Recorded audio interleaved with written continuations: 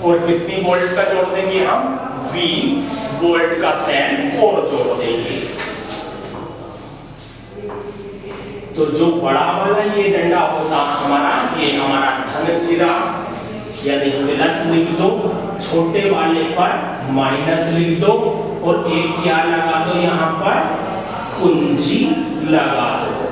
कुंजी को मैंने आपको जब प्रतीक चिन्ह सिखाए थे तब आपको पहचान करा दी थी कि कुंजी हमारी क्या होती, यानी जैसे आपके घरों में इलेक्ट्रिसिटी के बोर्ड होते हैं, स्विच लगे हुए होते हैं, उसमें ऑन ऑफ के उसी क्रम में ये सारी चीजें हमारी होती हैं, यानी उसी स्विच की तरह।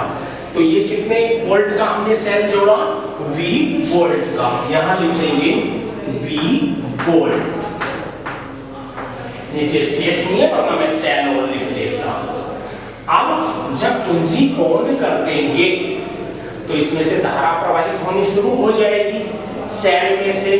तो सेल के धन सिरे से धारा बाहर आती है और कितनी धारा आएगी, I एम्पियर की धारा आएगी। ये आ गई, यहां तक I धारा रही, लेकिन यहां से तीन तरफ को वायर गए।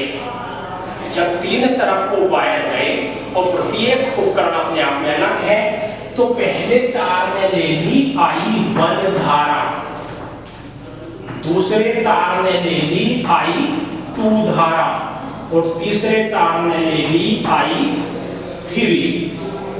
यानी इस बार धारा तीन भागों में बट गई। अब आप कहेंगे सर कितनी कितनी बटी, तो ये नहीं बता सकते कितनी कितनी बटी, ये उपकरण की क्षमता के आधार पर होगा।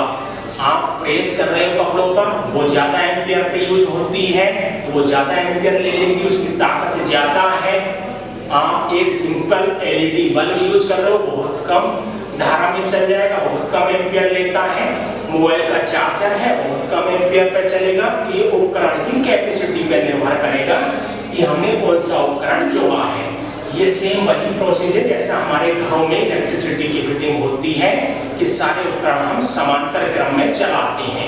फायदा क्या होगा, अब देखो समरसेबल हमारा अलग एम्पियर पे चलता है, प्रेस अलग एम्पियर है, पंखा बहुत कम एम्पियर पे, एलईडी बल्ब उससे भी कम एम्पियर पे। इसका मतलब धारा सबको अलग अलग चाहिए, किंतु वोल्टेज तो सबको समान चाहिए।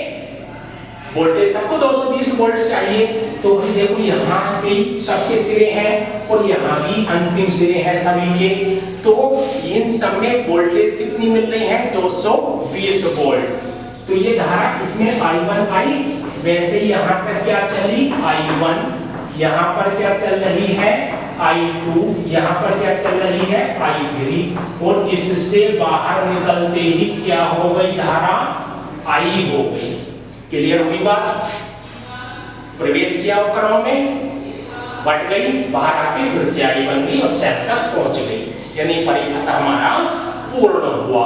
लेकिन विभवांतर प्रत्येक के सिरों के बीच कितना है, V वोल्ट। जो विभवांतर कहाँ होता है, दो सिरों के बीच में, और सिरे कहाँ है, ये है और ये है, तो सिरों के बीच में तो V वोल्ट ही विभवांतर है। तो अब हम इसके नोट्स अगर बनाना चाहें तो कैसे बना लेंगे, हम लिखेंगे माना तीन प्रतिरोध R1, R2 व R3 हैं, जिन्हें समांतर क्रम में जोड़कर, जिनके सिरों को समांतर क्रम में बिंदु A व B के बीच जोड़कर एक V वोल्ट की सेल से जोड़ देते हैं। जब कुंजी लगाते हैं तो परिपथ में धारा प्रवाहित होने लगती है। अब चूंकि प्रत्येक प्रतिरोध आपस में समांतर क्रम में जुड़ा हुआ है, अतः धारा तीनों में अलग अलग होगी। माना पहले प्रतिरोध R1 में धारा I1, दूसरे प्रतिरोध R2 में धारा I2, तीसरे प्रतिरोध R3 में धारा I3 प्रवाहित होती है। तब ओम के नियम से, ओम का नियम क्या कहता है, इसको आप जल्दी से नोट कर लीजिए रफ कॉपी पे। और क्या है, क्योंकि मुझे हेडिंग रब करना पड़ेगा वरना स्पेस नहीं मिलेगा फिर लिखने के लिए मुझे। क्लियर हुई बात? चलिए मैं इसको हटा देता हूँ। ये हेडिंग आपने लिख ही दिया होगा, आपके मस्तिष्क तक पहुँच भी गया होगा। बहुत मोस्ट डेरिवेशन चल रहा है, इसलिए बिना अपने मस्तिष्क को और कहीं लगाए आप निरंतर अपना फोकस वीडियो पर बनाए रखें। क्योंकि थोड़ा सा भी आपका ध्यान कहीं और भटका तो ये 7 नंबर आपके हाथ से जा सकते हैं और आपके लिए एक एक नंबर बहुत कीमती होता है, इसलिए ध्यान रखेंगे। हमारे फिजिक्स में जो भी डेरिवेशन या कुछ भी आ रहा वो फिगर के साथ ही आ रहा, इसलिए जब भी आप एग्जाम दें, लोकल हो एग्जाम हो या बोर्ड का, ये फिगर जरूर बनानी है। क्लियर हुई बात? तो चलिए ओम के नियम के अनुसार पहले तार के लिए क्या ले लेते हैं हम? पहले तार के लिए ओम का नियम क्या कहता है हमारा? V बराबर I R, ये तो कहता है। अब पहले तार के लिए चल रहे हैं, V तो सबका समान है क्योंकि सभी सिरों के बीच में विभवांतर V वोल्ट ही हम दे रहे हैं, लेकिन धारा अलग है और प्रतिरोध भी अलग है। तो ये भी वन ले लिया, ये भी वन ले लिया। अब हम मान किसका निकाल लें? यहाँ से हम मान यहाँ से धारा का निकाल लेते हैं। तो हमारा क्या हो जाएगा? I1 बराबर V अपॉन R1, R1 गुणा में है, इधर भेज देंगे भाग में पहुंच जाएगा। तो ये हमारा पहले तार के लिए फिगर आ गई। हमें इसमें क्या मेल लेके चलना है? धारा जो बटी है, श्रेणी क्रम में विभवांतर बटा था, इसलिए V1 का मान निकाला था। अब ले लेंगे दूसरे तार के लिए, इसी प्रकार क्या हो जाएगा? I2 बराबर V अपॉन R2, ये दूसरे तार के लिए जो दूसरा R2 जुड़ा हुआ है। इसी प्रकार हम क्या कर लेंगे? तीसरे प्रतिरोध के लिए, ये पूरी सेंटेंस है हमारा, तो क्या हो जाएगा?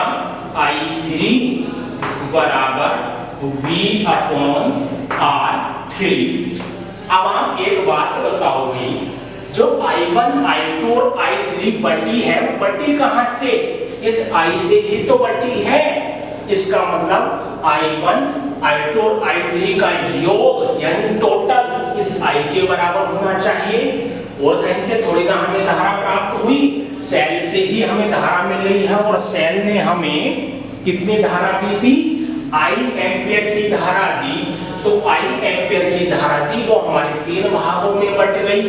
कौन कौन से? I1, I2, I3, इन तीनों का योग I के बराबर होना चाहिए।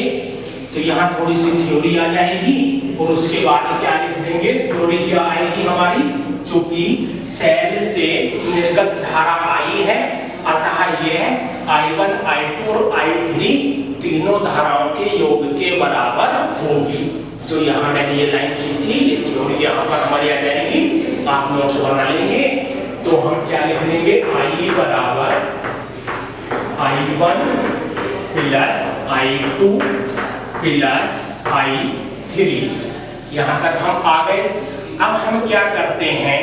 अब हमने जो I1, I2 और I3 के मान प्राप्त किए हैं, ये मान हम इसमें लगा देंगे। तो ये क्या हो जाएगा? I1 का मान कितना है हमारे पास? V अपॉन R1 यहाँ लगा देंगे, प्लस I2 का मान कितना है हमारे पास? V अपॉन R2, इसका मान हम यहाँ पर लगा देंगे,